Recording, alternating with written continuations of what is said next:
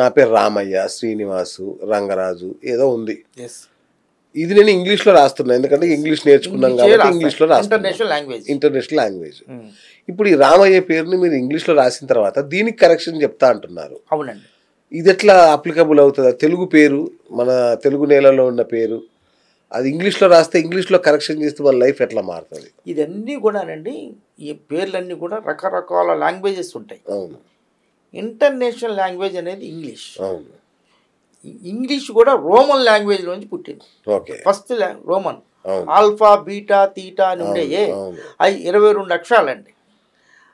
ఆల్ఫానే ఏ అయింది, బీటానే బి అయింది, cos C అయింది, తీటా టీ అయింది. ఇలా 22 అక్షరాలే ఉండేయండి రోమన్ లాంగ్వేజ్లో.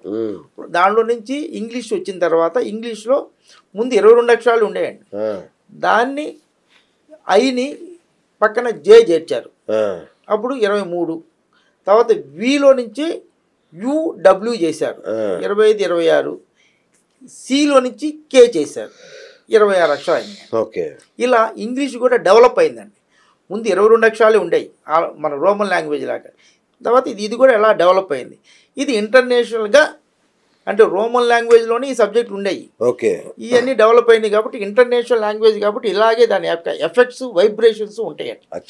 ఈ నెంబర్లకి, ఈ అక్షరాలకి నెంబర్లు కూడా చాల్డియన్ వాళ్ళు వీళ్ళందరూ కూడా అదే లాంగ్వేజ్, అంటే చాల్డియన్ సిస్టము వాటికే నెంబర్లు ఇచ్చారు.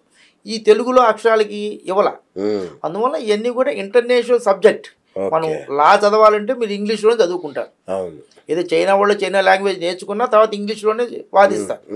అలా అన్నిటికీ ఇంగ్లీష్ మూలం కాబట్టి ఇంగ్లీష్ అక్షరాల్లోనే కరెక్షన్ ఇవ్వాలి. ఓకే. Okay, right. పిల్లల పేర్లు పెట్టడం కూడా అప్పుడు కూడా ఈ సంఖ్యల ఆధారంగా అసలు పిల్లల పేర్లు అండి చాలా చాలా చాలా చాలా చాలా ముఖ్యం అండి.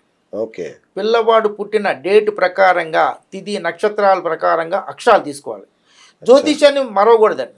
జ్యోతిష్యం ఈ తల్లి లాంటిది.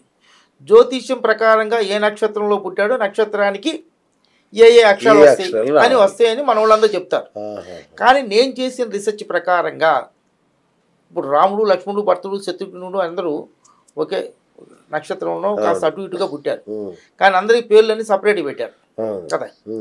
అలాగే ఈ నక్షత్రాలుకి నక్షత్ర ప్రకారంగా పేరు పెడతారు. మనకి ఆంధ్రప్రదేశ్లో అయితే విజయవాడ, గోదావరి జిల్లాలు, విశాఖపట్నం అట్లా నక్షత్రనామే పెట్టాలి. నక్షత్రనామం పెట్టకుండా ఎవరన్నా జాత నాలాంటి వాడి జాత వేరే పెట్టి చూసావా జ్వరం వచ్చింది పేరు పెట్టలేదు అంటారు. అదే తెలంగాణకు వచ్చేటైతే నక్షత్రనామం పెట్టరు. ఎందుకంటే తెలంగాణలో చాలా కాలంగా బాణామతి అని, చేతబడి అని ఒక ఇది ఉంది. నిజంగా లేవండి సబ్జెక్టులు. ఇదంతా ఎన్కాట్ చేసుకోవటం. వాడి మంత్రాలు రావు, పాడు రావు. ఒక నిమ్మకాయ వచ్చు, నిమ్మకాయకి కుంకుమ, పసుపు పెట్టంగానే అది ఒక బెదిరించే ఒక కామన్ సెన్స్ మెంటల్గా ఇదవుతారు. ఈ మంత్రగాళ్ళందరికీ ఒక నిమ్మకాయ చాలా చీప్, ఒక 5 రూపాయల్లో అయిపోయింది. వాడు వందలు సంపాదిస్తాడు. నిమ్మకాయ తీసుకుంటే దానికి కుంకుమ, పసుపు పెడతాడు, ఏదో 4 వచ్చిన మంత్రాలు చదువుతాడు. సరిగ్గా మంత్రాలు రావు, చాలా కష్టం నేర్చుకోవటం. ఇలా ఇక్కడ తెలంగాణలో అంటే నక్షత్రం ఇప్పుడు లేదు సార్. కొన్ని వందల సంవత్సరాల క్రితం ఉండేయండి. కొన్ని వందల సంవత్సరాల క్రితం మనిషి మాయమైపోవటం ఎన్ని సబ్జెక్టులు ఉండేయండి. ఈ సబ్జెక్టులన్నీ కూడా మటుమాయం అయిపోయినాయండి. ఎందుకంటే పుస్తకాలు ఇదైపోవటం, తర్వాత కొంతమంది నేనున్నా అనుకోండి నా కొడుకే తెలియాలి అనుకొని ఇంకెవరికి చెప్పకపోవడం వల్ల అలా చాలా సబ్జెక్టులు ఇదైపోయినాయండి. చాలా బుక్స్ కూడా ఎవరికి ఎవరండి. ఇప్పుడు నేను బుక్ రాసి చాలామంది మీలాంటి మేధావులకి ఇస్తే ఎందుకండి ఎంత మా నాలెడ్జ్ అంతా వాళ్ళకి ఇచ్చేయటం అని చాలామంది ఐఏఎస్ ఆఫీసర్లు చెప్పారు. నాకు చాలా ఆశ్చర్యం. అంత మీన్ మెంటాలిటీగా ఉంటే మన నాలెడ్జ్ ఒకళ్ళకి అందువల్ల చాలా సబ్జెక్టులు పాస్ అవ్వలేదండి, అక్కడక్కడే ఆగిపోయింది. అలా పిల్లల పేర్లు పెట్టేటప్పుడు నక్షత్రాలతో పాటుగా ఈ జ్యోతిష్యంలో ప్రతి గ్రహానికి అగ్నితత్వము, భూతత్వము, వాయుతత్వము, జలతత్వం అని 4 తత్వాలు ఉంటాయి. ఇప్పుడు భూతత్వానికి అంటే భూమికి నీరు కావాలి, అగ్నికి వాయువు కావాలి. అట్లా తగినట్టుగా ఈ నక్షత్రాలు కూడా ఇలా ఉంటాయండి, 4 తత్వాలు. ఈ జలతత్వంలో పుట్టిన అబ్బాయికి భూతత్వంలో పేరు పెట్టాలండి. చాలామందికి అదే తత్వంలో పెట్టేస్తుంటారు. అవునా? జలానికి జలం అంటే ఆ నక్షత్రనామం పెడితే జలానికి జలం పెడితే కుదరదండి. పూర్వ గ్రంథాల్లో అలా రాసేవాళ్ళండి. కాకపోతే ఒక 150-200 సంవత్సరాల నుంచి ఈజీ అయిపోవడానికి అరే ఏ నక్షత్రం పుట్టాడుగా అంటే అప్పుడు డేట్ ఆఫ్ బర్త్ ఉండే కాదు కాబట్టి అయ్యవారి దగ్గరికి వెళ్ళేవాడు. అయ్యవారి గారు ఎరా ఎప్పుడు పుట్టాడంటే టైం చూసి పంచాంగం చూసి వాళ్ళ క్యాస్ట్ని బట్టి కూడా పేరు పెట్టేవాళ్ళు. అదే కొంచెం కింద వర్గాలకి అయితే పెట్టే బెటరా అనేవాడు. అదే కొంచెం ఇదైతే కొంచెం పోలయ్య, ఆ కొంచెం పైనోడైతే పాపారావు, ఆ కొంచెం ఇదైతే పాపయ్య శాస్త్రి, ఇంకొంచెం ఉన్నతమైన కుటుంబం అయితే పావన శాస్త్రి, ఇలా సేమ్ అక్షరం పావుతే ఆ క్యాస్ట్ని బట్టి కూడా పేర్లు ఉండేయండి. ఇదివరకు చాలా ఒక 50 సంవత్సరాల క్రితం పేర్లు చాలా ఇదిగా ఉండేయండి. ఇప్పుడు మోడర్న్ అయిపోయినాయి కానీ ఇదివరకు చాలా ఇదిగా ఉండేయండి. అలా ఉంటాయండి. ఇప్పుడు అమ్మలో ఒక అక్షరం నాన్నలో ఒక అక్షరం తీసుకొని పెట్టేస్తున్నారు. అది కూడా కొత్తగా ఉందండి, కొత్తగా ఇచ్చేస్తున్నారు. కాకపోతే నేను చెప్పేది ఏంటంటే మీనింగ్ఫుల్ పేరు ఉండాలండి. అది ప్రతి పేరుకి మీనింగ్ ఉండాలండి. ఆ మీనింగ్ దాని ఎఫెక్ట్ చాలా బాగా ఉంటుందండి. ఇప్పుడు నేను దావూద్, నేను జ్యోతిష్ వీటిలో వరల్డ్ ఫేమస్ అయ్యాను. అలాగే దావూద్ అన్న ఇబ్రాహిం కూడా ఆయన వరల్డ్ ఫేమస్, ఆయన వేరే రకంగా అయ్యాడు. అలాగే నా పేరు కూడా అండి, మీ పేరు వినగానే నాకు ఆయనే గుర్తొస్తాడు. ఆయన అందరికీ అదే గుర్తాడు. నా పేరు మా నాన్నగారికి సొంత అంటే సొంత ఫ్రెండు, సొంత చుట్టూ దగ్గర బంధువు. ఆయన మా నాన్నగారు కూడా ఎస్ఎల్సీ చదివారు ఆ రోజుల్లో. ఆయన ఎస్ఎల్సీ చదివారు, ఇదంతా క్లాస్మేట్స్, మై క్లోజ్ ఫ్రెండ్స్. మా నాన్నగారు అప్పుడు మంచి పర్సనాలిటీ ఉండటం వల్ల ఆయన మిలిటరీకి వెళ్ళిపోయాడు. ఆయన విజయనగరంలో ఇంటర్మీడియట్, మచిలీపట్నంలో డిగ్రీ చేసి సెక్రటరియట్కి వెళ్ళాడు. మద్రాసులో సెక్రటరియట్లో జాబ్ వచ్చింది. అప్పుడు మా నాన్నగారు నా కొడుకు కూడా పెద్ద ఉద్యోగం చేయాలి, పేరు రావాలి అని నాకు ఆయన పేరు పెట్టారు. ఓకే. ఆయన రేడియోలో మాట్లాడేవాడు అండి ఆ రోజుల్లో. ఆయన ఆర్టికల్స్ రాసేవాడు. ఆ పేరుతో నేను కూడా టీవీలో మాట్లాడాను, రేడియోలో మాట్లాడాను, ఆర్టికల్స్ రాశాను. అంటే ఒక పేరు ఉన్న వాళ్ళ ఎఫెక్ట్లు అన్నీ ఉంటాయి, అలాగే ఉంటాయి. అందుకే చాలా చాలా గుణం. జార్జ్ 2, జార్జ్ 3, జార్జ్ 4 అని పెట్టేవాళ్ళు. ఎస్, అలా ఉంటాయండి. ఇప్పుడు ఒక పేరు ఉన్న మీనింగ్ ప్రకారంగా దాన్ని వదిలేస్తుంది. అలా నేను చాలామందిని చూశాను. నేను హైదరాబాద్ వచ్చిన కొత్తల్లో ఎవరు క్యారినెట్ ఏదో వాయించేవాళ్ళు అంట, దావూద్ అని. ఆయన చాలా ఫేమస్ అయ్యా, నువ్వు కూడా ఫేమస్ అవుతాని నేను రైల్వేలో చేరినప్పుడు ఒక అతను ఏదో ఇది వాయిస్తారంట హైదరాబాద్లో. అప్పుడు చాలా పేరంట దావూద్ గారని. నువ్వు కూడా చాలా ఫేమస్ అవుతావని 83లో ఒక మహానుభావుడు చెప్పాడు నేను అట్ట ఏదో మాటల్లో. నిజంగానే ఏ టైంలో అన్నాడో కానీ నేను చాలా పాపులర్. చివరి ప్రశ్న, ఇప్పుడు శ్రీనివాస రామానుజం ఉన్నాడు, ప్రపంచ ప్రఖ్యాతిగాంచాడు. మొద్దు సీన్ ఉన్నాడు, వాడు మర్డర్లు చేశాడు.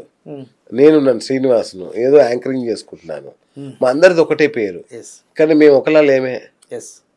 మీరు మొద్దు సీన్ ఎందుకన్నారు? ఇప్పుడు ఓడు మంచి బ్రహ్మాండ మర్డర్ చేశాడు కదా, పాపులర్ అయ్యాడా? అచ్చా, ఏదన్నా కానీ పాపులర్ అయ్యారా లేదా? ఇప్పుడు దావూద్ నేను ఇట్లా జ్యోతిష్యంలో పాజిటివ్గా వచ్చాను. అవును, ఆయన కూడా పాజిటివ్ నెగిటివ్ ఆయన పాపులర్ అయ్యాడా లేదా?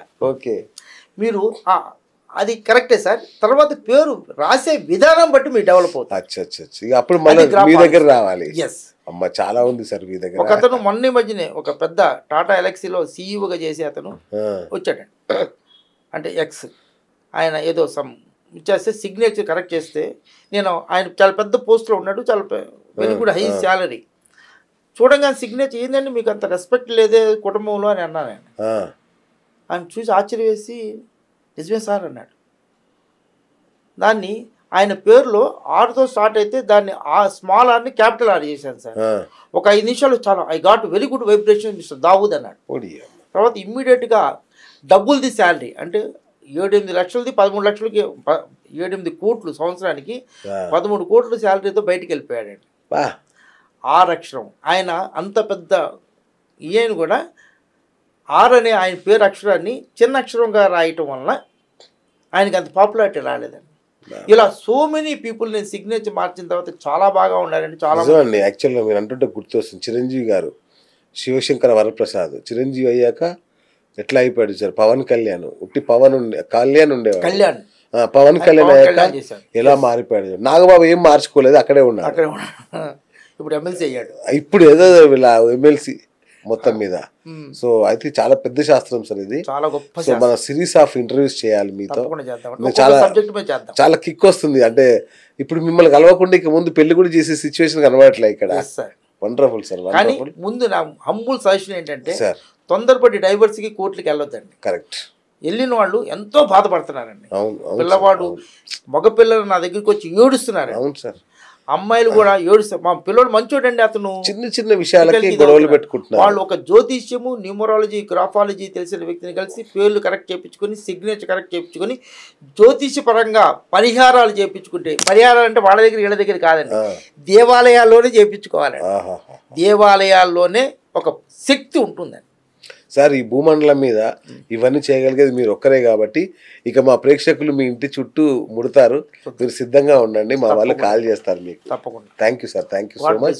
సో చూసారు, అందరూ ఆనందంగా, ఆరోగ్యంగా, సంతోషంగా, ఐశ్వర్యవంతంగా ఉండాలని మనస్ఫూర్తిగా కోరుకుంటున్నాను. Thank you sir, thank you so much. So చూసారు కదా, ఇది astro numero graphologist Mohammed Dawood గారి అద్భుతమైన ఇంటర్వ్యూ. ఈ సిరీస్ కంటిన్యూ అవుతూనే ఉంటుంది. So keep watching Koluguri channel.